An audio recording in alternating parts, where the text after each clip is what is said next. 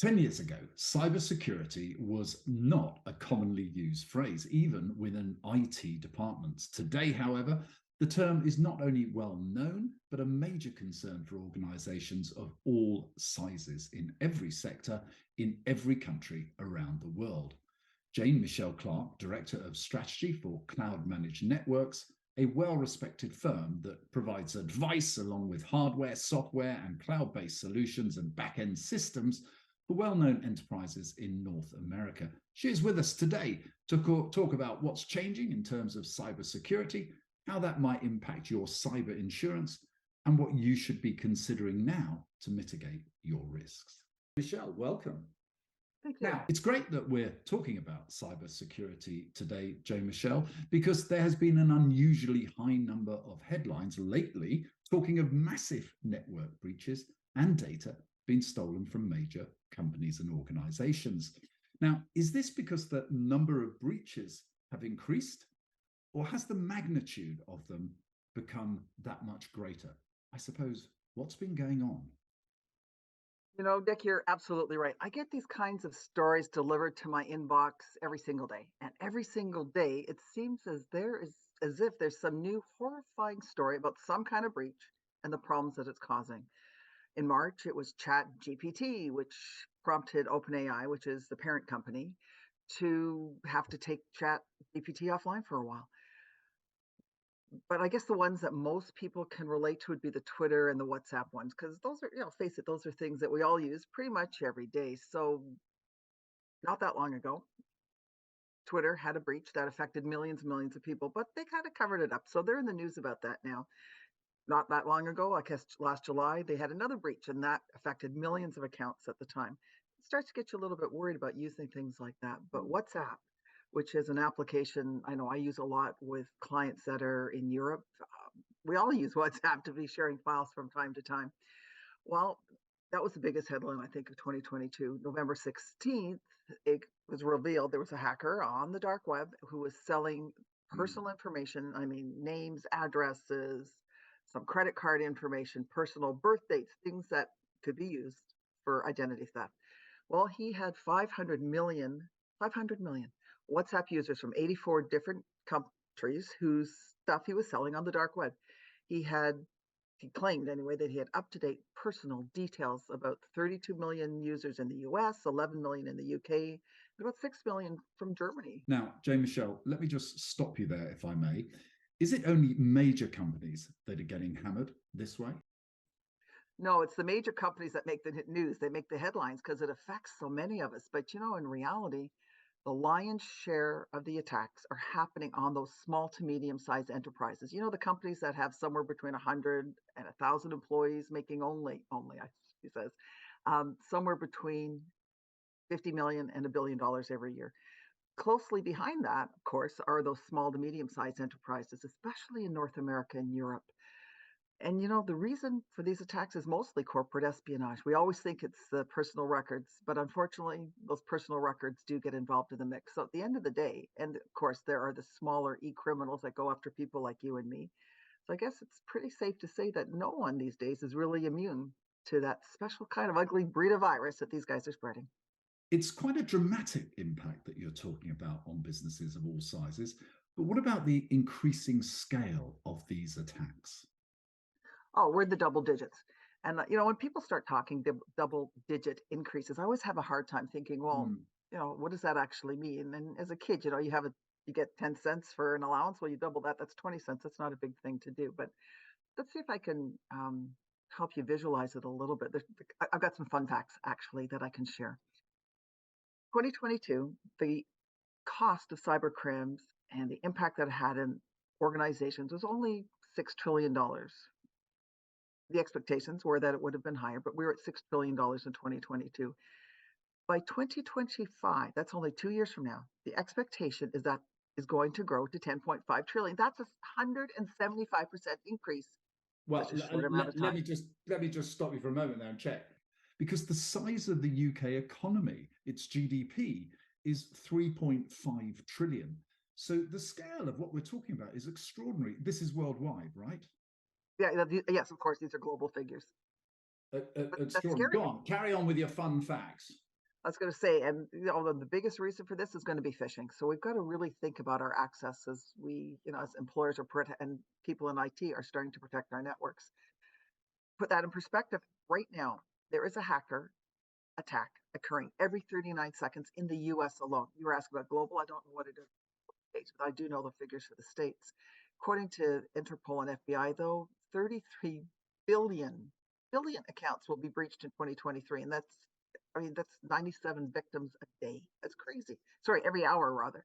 And when we say victims, that means people who have actually had their systems penetrated and something has been taken away. 97 every single hour.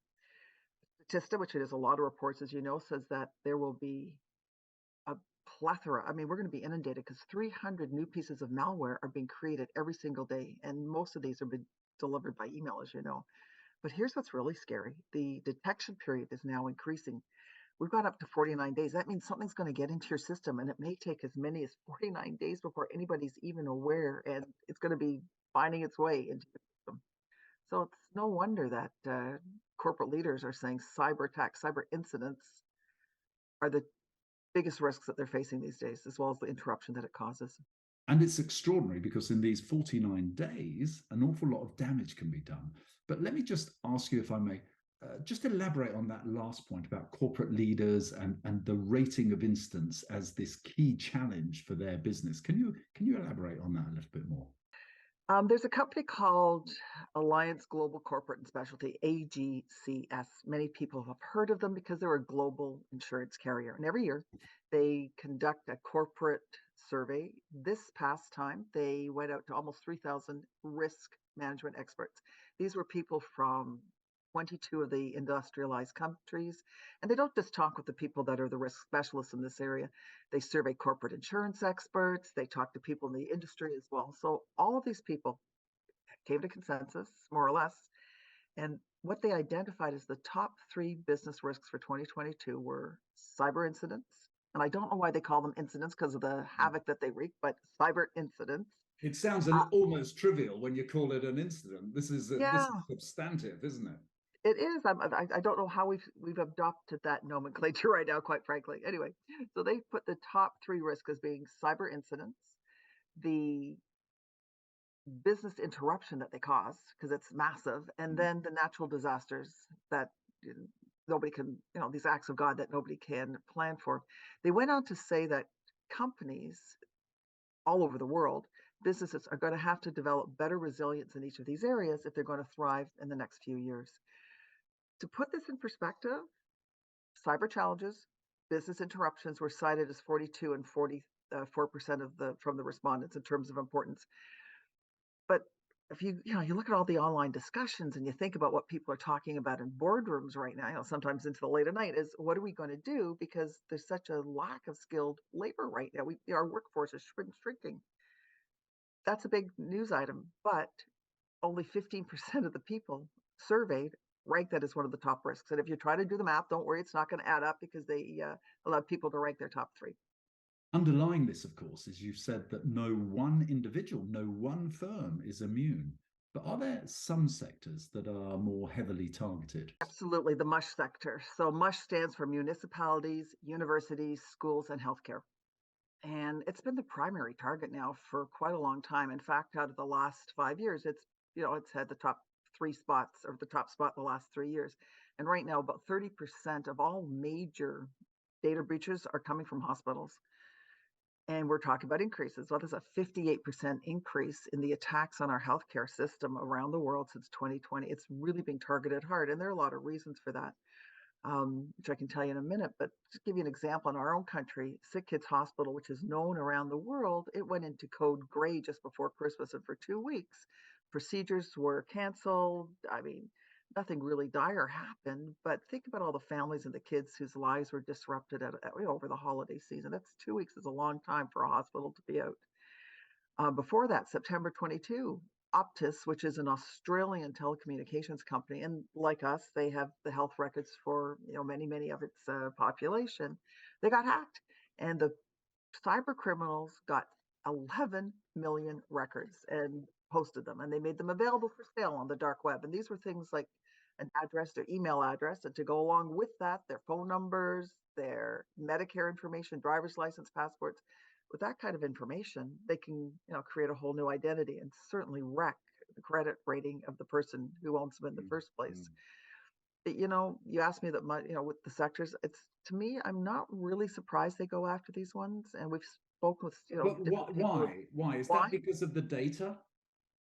Yeah, because that type of data is valuable. There's a price for a Canadian passport. There's a price for a UK passport on the net when you start to purchase them, or at least the numbers. But the reason they go after these guys is because the best way to get a fake identity or to build a new persona is by using the identity of somebody who's dead or a young kid who doesn't yet have a credit rating, doesn't have anything they can use.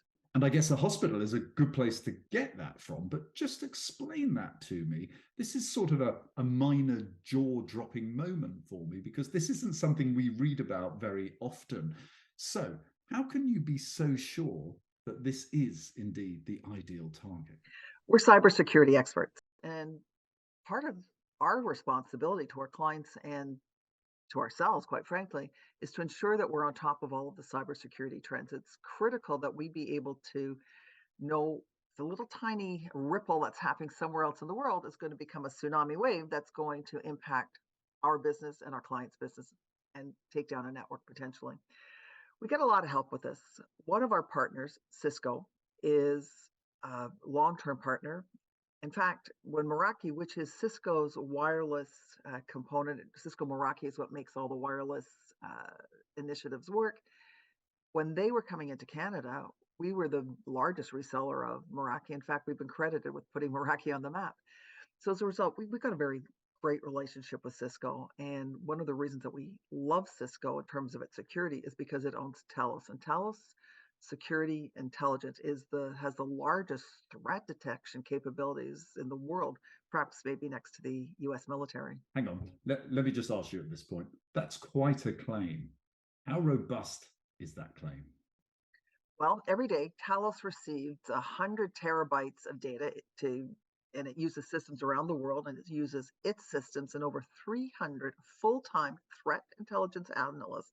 It's a lot of people who have access to 2 million malware samples every single day. They get 600 billion email messages that are filtered through its proprietary systems and analyzed and then sent to one of these experts to evaluate the importance. And they also do the same thing with 6 billion web requests each and every day.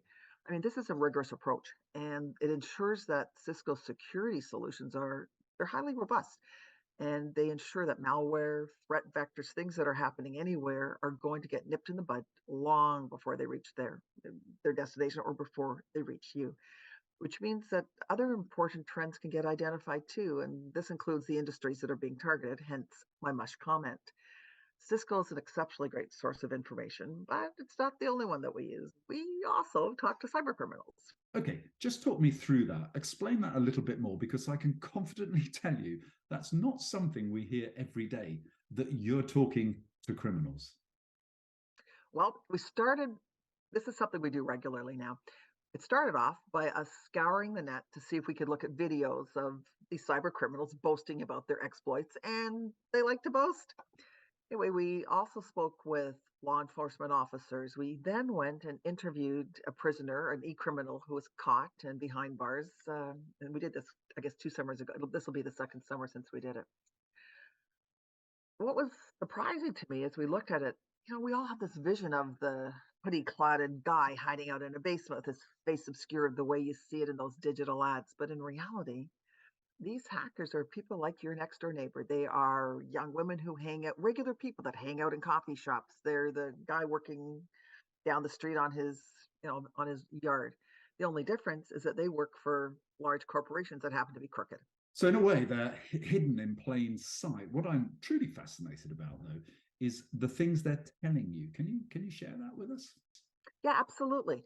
I've got some notes here. I'm just going to pick them up and read them for you. So, one of the ladies, she's in her mid 20s, gorgeous young woman, sitting there in a coffee shop, and she's part of that coffee shop cadre. And what she says is that they're told to target large corporations. She says, I don't think, to me, it's like a 9 to 5 job. I don't even think twice about it. I figure these big companies have deep pockets or good insurance. Besides, it's easy, more fun than Sudoku, and the hourly rate is great once you get the hang of it. Yeah, quite frankly, that one was a little bit hard to hear because, it really drove home the point to me that these are normal people, as you say, and that normal people are being hired by enterprise level hackers, these very sophisticated hackers, and they're being trained just as you and I get trained to do whatever we do in our own jobs, but they're trained on how to attack organizations and business, and they're given very easy steps to do it. So once again, forgive me, I'm going to stop you there because it's fascinating, this element.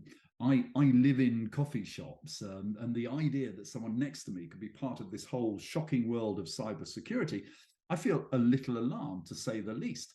So can I just ask, these must be people who've been caught, right?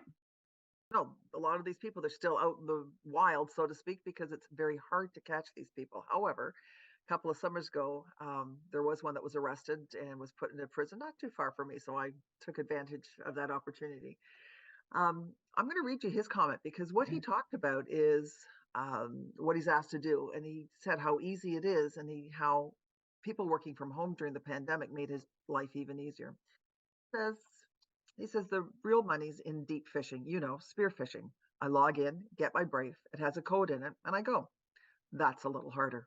Sometimes a lot harder if the company trains its people, but most of them don't. Or their people forget, or they get lazy after a while. You know, the pandemic's actually been pretty good for me. Well, it was until I got caught anyway. That's something, well, there's something about people working from home that made it easier. Some didn't seem to have security at home anymore. Maybe it's just that they're not being as carefully. Well, I got to tell you, when I heard his very cavalier attitude, all of their cavalier attitudes towards e-crime, I got really unsettled. And I guess what really was unsettling is I was doing some research fairly recently. I learned that there's a whole place online where they have advertisements in terms of where to go and get them because they have people who are access brokers, and it jumped 112% just over the last 12 months. And that's really worrisome because I was reading Verizon's data breach report from 2022, and it says that 80% of the breaches can be categorized under web application attacks. And that's where a lot of these guys are going. And the credentials are then stolen. And when that happens, it lets people log in rather than hacking into the system, which I guess is why these access brokers are. Well, let me ask you, I've never heard of it. What is an access broker? Oh, an access broker is just that. You know how your real estate agent will help broker a deal and put together a buy and a seller? Guess what? Scary stuff.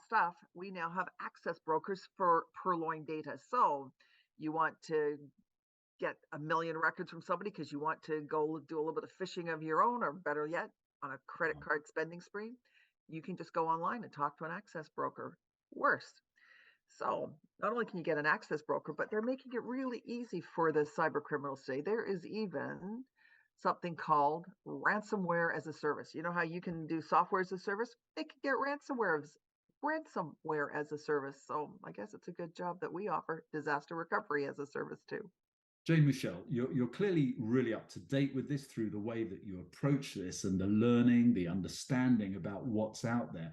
And I guess I'm a little frightened to ask this, but what other changes are you seeing?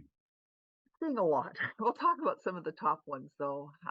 For a long time, people had a firewall, and most of the bad actors found that by deactivating the firewalls and using advanced virus technologies to get behind them, they were able to, cause a lot of trouble, get a lot of information, and then they would just simply tamper with the login. But we all started moving our stuff to the cloud, applications, data. Well, when that happened, cyber criminals realized that that was a really vulnerable place in the early days. So they started talking amongst themselves, I guess, and started targeting the cloud, especially the public cloud and all the related infrastructure. As more and more companies are migrating to the cloud, this became a bigger and bigger target. Well, now we have ways of protecting our perimeters and that edge between the cloud and the networks, thanks to our SASE solutions. So last year we started to see that the cyber criminals had to make adjustments, and they became increasingly resourceful at how to get people's credentials. Remember, we're talking about the access brokers, because by getting high level credentials, they're able to get into the system. And then they would focus on getting higher and higher permission accounts to be able to use to get into a system deeper and deeper. And once they do now, before they were just stealing information, now they are doing all kinds of things. They're removing data, they're stealing proprietary knowledge, they're changing code in behind the system. They are they're also denying service to people. So denial of service is a real thing. It's becoming very difficult and getting to the point now where access needs to be a really big priority. This is how I see it, but correct me if I'm wrong. If preventing cyber criminals from gaining access to the network is key to protecting it, and I suppose that's obvious when I say it, what can IT managers do to ensure that only the right people get access to the parts of the network that they should do to do their job? Well, people making sure that people are accessing only the data that they have is a really important first step for a lot of companies in terms of establishing their protocols. And a lot of companies um, often just give blanket access to people. We're seeing that in almost 50% of even larger enterprises, even in this day and age. But what we do is we often recommend that companies or clients implement a multi-factor authentication system. MFA is probably the term that you used to hearing.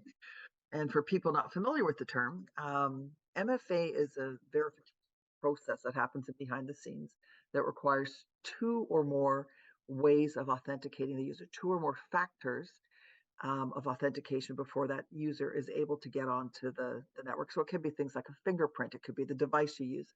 And really, it's the simplest, most effective way to ensure that the person is who they say they are. And in this world of zero trust, which is permeating the way that we're approaching cybersecurity, it's probably the best way to make sure that your applications and data are protected. Not everyone's familiar with how MFA works. Tell me, how does it work? Okay, well, with MFA, access is granted to the users based on a whole range of possibilities or factors.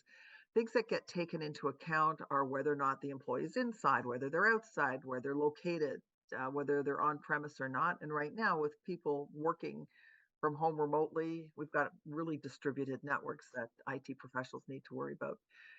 They look at IP addresses that have been blacklisted, whitelisted. They have a whole series of the number of login attempts that you've made. Think about it this way. MFA really just adds additional layers of authentication, making your security lock stronger. And it's built, the Cisco Duo MFA is built on the principle of zero trust.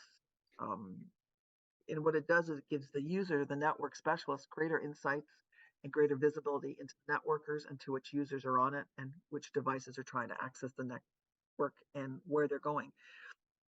As part of this process right now, we're saying to companies that not only do you want to make sure that you verify the user, but you should verify the device as well.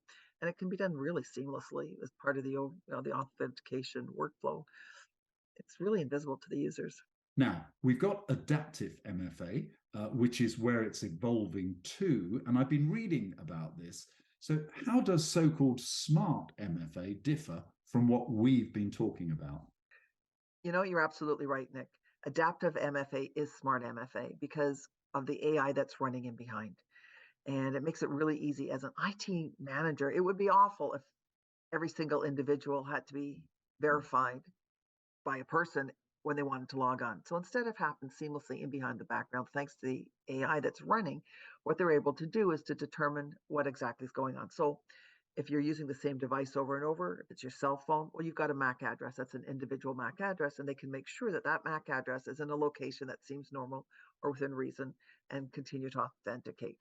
And if you were using your laptop in a regular place, for instance, it's going to ask you to log in, authenticate. You've got the option to authenticate for 30 days, and the system's going to go along and say, hey, this is really great for the next 30 days. As long as that laptop is sitting in a location that's familiar. So in your case, your office or wherever you happen, at home, you get authenticated. But the moment you take that laptop now to a coffee shop that's got open Wi-Fi, it's going to say, hang on a second, this user's doing something a little bit differently. And at that point, it's going to ask you to re-authenticate. So it's looked at your device, but it's also looked at the device where it is and other things it's going to take into context. So yeah, it's a great system. And personally, I love the Cisco Duo MFA because it's a lot easier to use than some of the other ones out there. And believe me, we do work with other ones. And the other thing that's great about it is that you just got one tap authentication, which means that the user is actually not going to start complaining whether people use it, because that's a big thing. You've got to get a solution in place that companies are actually going to use. Um, you can change the applications pretty easily. So, given the ease of use, I would say for organizations right now, if they're not using any kind of MFA authentication process, I would say that should be their biggest single investment. That's a crucial assertion. And based on that assertion, it sounds as though not protecting the network access could just have major implications. You're right. And I'm going to put letting in hair quotes because nobody lets a cyber criminal in their back door. It just kind of happens. But right now, these attacks are, I would say, insidious because we don't know that they're there and they're creeping into the system in different ways. And the cyber criminals are using tools that have become increasingly sophisticated, ones that are almost impossible to detect. One of these is called fileless malware. Okay, hold on there. That was fileless malware. Just explain that to me. Yeah, fileless malware is like any other malicious code. It arrives on a really cute picture of that little dog, and you want to click on it and open it. It comes in an email or a link. Right now, social engineering is being used very creatively, and there are courses on that on the dark web too, to be able to help you figure out what's going to cause someone to click based on their other activities. So now you've clicked. Normally, what would have happened in the past is that virus now gets in, it comes in as a folder that an incident responder could be able to find when they were looking for the problem. But now, instead, it has gone to your memory and it's embedded itself there. And it now catches a ride on applications that network managers have whitelisted, applications, things like Windows script programs, things that are trusted and are used in businesses all the time, which makes it, as I said, insidious. It's going to creep in there and make it really hard to find. And at the same time, people in the organizations are collaborating in virtual spaces. They've got stakeholders that are coming on board. In one of our client cases, they've linked together their supply chain, their distributors. So imagine if you're a store owner and you want to order a blue sweater, great. You're placing the order along with millions of other people that the manufacturer has in its network. All of these people are now collaborating together, and you get that little tiny piece of malware and it gets in there. It now has the ability to hop, skip, and jump its way to other networks and all of those connected state workers. Now, you're really talking about a connected supply chain where this virus is allowed to breed and do its damage. Is this relatively new? And I suppose, are there far more vulnerabilities today than there were a few years ago? Yeah, that's true. One of the reasons is that we've seen far more collaboration amongst organizations than was the case. And as I was talking about the fellows selling sweaters. Well, usually these days we've got a lot of people collaborating in ways that they did not do prior to the pandemic. So today it's entirely possible that one of the people that you deal with regularly, somebody that's within your network, your own virtual private network, or within the supply chain that you're using, one of them may work with a manufacturer who produces its products in or some part of it in China or somewhere else offshore. One of these companies now might do business with a company in a country such as Russia, Iran, North Korea, companies that we know have really sophisticated uh, cyber criminals at work. Because Russia, China, Iran, Indonesia, some of these are the top, they're in the top 10 countries in terms of nation state attacks. So all it now takes is the smallest of security shortcomings somewhere along the line, which becomes a huge, massive problem, which is why we're having so many of these multi-vector attacks happening because they're coming at you from multiple places around the world. In fact, it's become so problematic that insurance companies are no longer covering nation state attacks. They're saying it's kind of like acts of war. Most of them not covered by the policies. I understand that there have been these significant changes to many insurance carriers for the very reasons you're giving on their cyber policies. And as you say, that goes way beyond covering nation state attacks. But what kind of things, in your experience, are insurance companies looking for today when deciding whether or not to honor or renew a contract? What's the advice? How the advice is get some expert help, and I'm saying that sounds like a flippant response, but it's a genuine, heartfelt one. Because today it's pretty common for insurance companies to require that their clients are able to prove that they are doing everything they possibly can so that their networks are secure and that their employees are following the processes and protocols that have been put in place. Typically, in that first meeting that you have to start to figure out, what kinds of cyber insurance you require or when you are going to renew your policy, there's going to be a briefing session, and the insurance company will dig and sometimes more deeply than you might imagine into your business and how you do business. Typical questions they would ask, in addition to determining how distributed your network is and where the people that are part of it are doing business and how. They're going to ask you things such as, when was your last security audit and what did it reveal? And they're going to expect that you've completed one. They'll ask you what MFA solution you use. So earlier I was saying you should invest in it. Well, right now, your insurance company may actually require that you have an MFA system in place in order to be able to get proper insurance. They'll ask, what are your response plans in terms of a cyber attack? What will you do about recovery in the event that something happens? And they will say when it happens instead of if. I think they've adopted IT language for that. They'll ask, how do you store, what kinds of information do you store on your clients and other stakeholders, and how do you store it? How do you protect it? And what are you going to do to ensure that it's not only protected, but safeguarded in different ways? They're also going to ask you how employees and other stakeholders are logging onto the system and whether or not you allow them to bring their own devices to work. Well, let me just ask you, like all insurance companies, I'm sure requirements vary slightly from carrier to carrier. But based on what you've just said there, would it be reasonable to suppose that most insurers, however, will have a must have list? Is that a fair summary? And what would they be on that list? There are a lot of things that insurance companies look for, and I'm going to give you the top 10. One, they all require that you have a current security assessment. If you don't have one, many insurance companies to date require that you get one before they will take you on as a client. And as part of that security assessment, you have to show that you've had a recent penetration test. The requirement for pen testing has changed about a year or so ago, and now a third party company must conduct the pen testing. It cannot be the same company that is responsible for your network.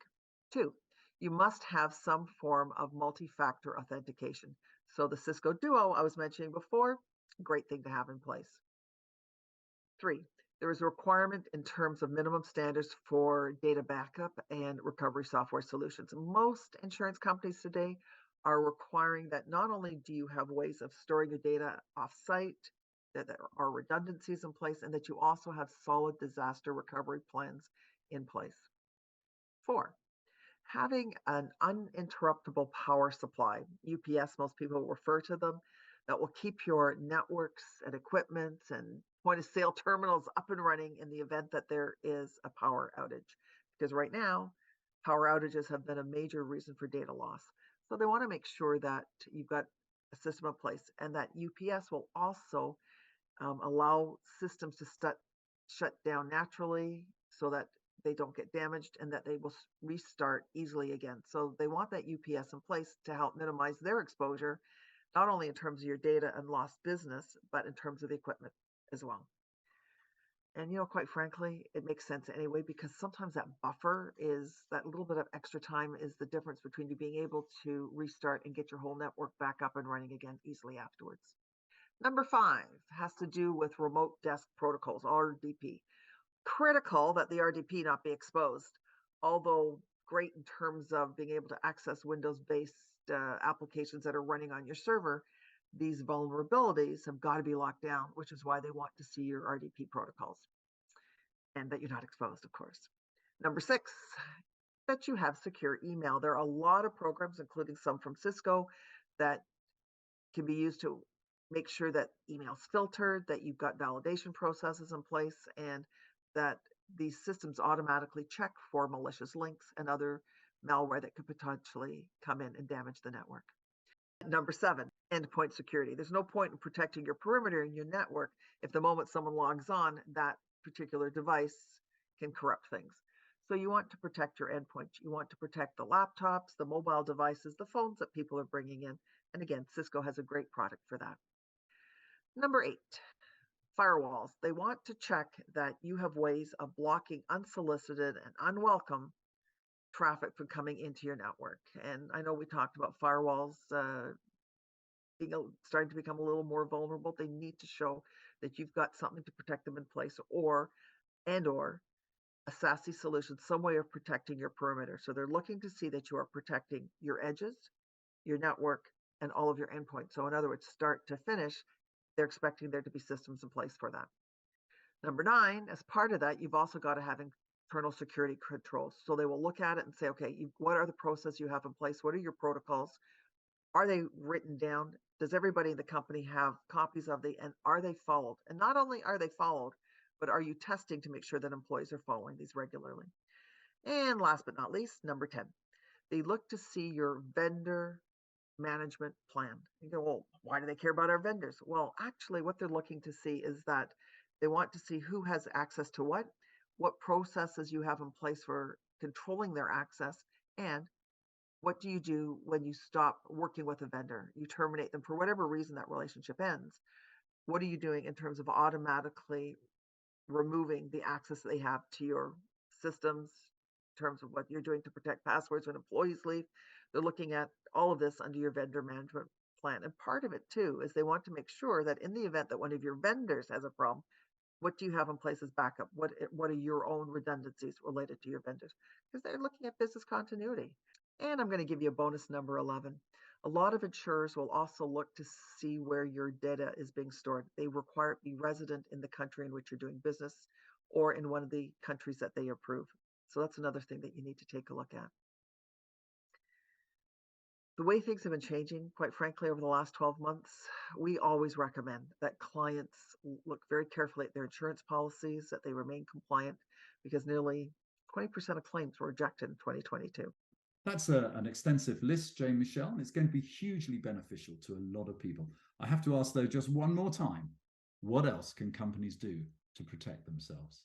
In terms of protecting themselves, I can't stress enough the importance of looking at the policy. The reasons that so many claims were rejected last year fell really into three categories. One, that the company was using unapproved vendors as they were moving forward, or they were doing things with the network or with the software that were not approved by the insurers and had not gotten approval for that in advance.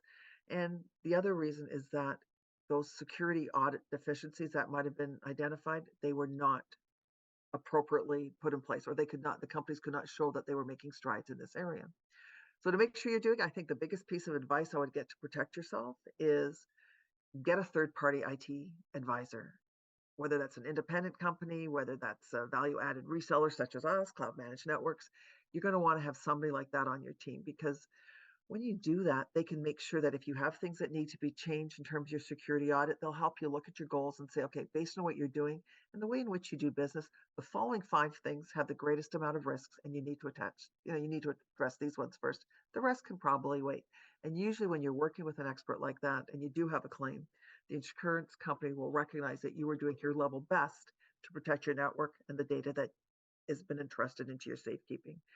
And when you do something like that, and when you have a company that you can work with, that you trust, they'll ensure that not only are your goals met, but that in the process, you've got a robust system where your edges, your network, and your endpoints are all well protected. Jane-Michèle Clark, Director of Strategy for Cloud Managed Networks. I obviously want to thank you for what I think has been a huge, in-depth and very beneficial look at the whole question of cyber security. A little part of me is going to leave this interview troubled, but I know that will be the perfect reason why I and many others should be in touch with you on this hugely serious issue that's facing more and more organizations. Jane-Michèle Clark, thank you very much. Thank you, Nick. It's been a pleasure being here today. Now, I should say I'm sorry that I've alarmed you, but I'm not, because if that prompts you and others who have been listening to ensure that you are properly protected so that you can get a good night's sleep, then I've done my job, and this has been a great use of our time. Again, thank you so much.